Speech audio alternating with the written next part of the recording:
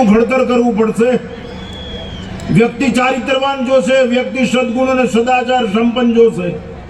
એની વ્યક્તિત્વની પ્રકાશ જે અંધકારને દૂર કરી શકે, મૃત્યુને અમરત્વ તરફ લઈ જાય, અસત્યમાંથી સત્ય તરફ લઈ જાય, અંધકારમાંથી પ્રકાશ તરફ લઈ જાય, એવું વ્યક્તિત્વ નિર્માણ કરવું પડશે।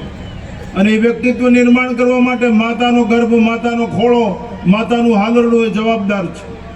માતૃશક્તિએ જાગૃત થવું પડશે। એક યુગ એવો હતો કે જેમાં મંત્ર શક્તિ કામ કરતી, એક યુગ એવો હતો કે જેમાં યજ્ઞ શક્તિ કામ કરતી, એક યુગ એવો હતો જેમાં તપ શક્તિ કામ કરતી, એક યુગ એવો છે જેમાં સંગઠન શક્તિ કામ કરે છે। માતાઓની નૈતિક ફરજ છે વ્યક્તિનું નિર્માણ કરો। તમારા બાળક ગર્ભમાં હોય ત્યારથી જ બાળકને તૈયાર કરો। એના લોહીની અંદર સંસ્કાર ઉતરી જાય, જેનેટિક સેલ।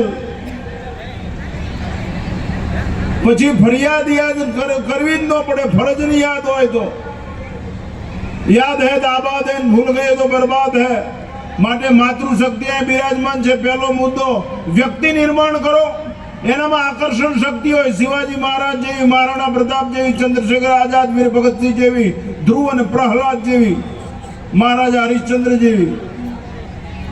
સંકલ્પની દ્રઢતા એ પરિવર્તનનું મંગલાચરણ છે। પરિવાર કહું, સંકલ્પની દ્રઢતા એ પરિવર્તનનું મંગલાચરણ છે। માતૃશક્તિ પ્રકૃતિ સંકલ્પ લઈને ઊભી થાય, મારી કુખની અંદર આવું સંતાન જ જન્મશે।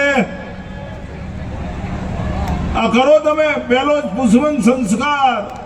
ઋષિમુનિઓ હતા ભોપાલની અંદર, વાજપેયી યુનિવર્સિટી છે પુષ્પવન સંસ્કારમાં। કેવું છોકરું જોઈએ છે, ભક્ત જોઈએ છે, સુરવીર જોઈએ છે, દાતાર।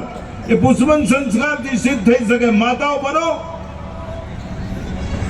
ખાવામાં ધ્યાન રાખો, સત્સંગ કરો, શાસ્ત્ર વાંચો, સારા વિચારોથી જીવન જીવતા શીખો, સાદગીથી જીવનને બનાવો। જીવન ધર્મમય બનો, જીવન પ્રેમમય બનો, જીવન સદગુણમય, સદાચારમય। માટે પહેલું તમારી કુંખમાં જ રાષ્ટ્રનું સુખ સમાયેલું છે। તમારી કુંખમાં જ મહાસાગર હિલોળા લેશે। વ્યક્તિ નિર્માણ માટે માતૃચેતના શક્તિ જાગૃત થવાની જરૂર છે।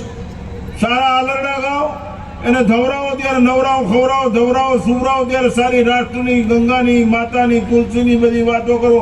રામાયણની ચોપાઈની તાકાત સમજાવો, ગીતાના શ્લોકની મહત્તા સમજાવો, વેદો ઉપનિષદોના મંત્રો સમજાવો। અરે કાંઈ ન આવડતો હોય શ્રીરામ જય રામ, જય જય રામ કરો, નહીતર તમને કોઈ બચાવશે નહીં। યાદ રાખજો, રામ જ બચાવશે, કૃષ્ણ જ બચાવશે। વ્યક્તિનું ઘડતર કરો, જેમ કુંભાર માટલાનું ઘડતર કરે, જેમ તમારા સંતાનનું ઘડતર કરો। એ માઓ ખાય શા માટે?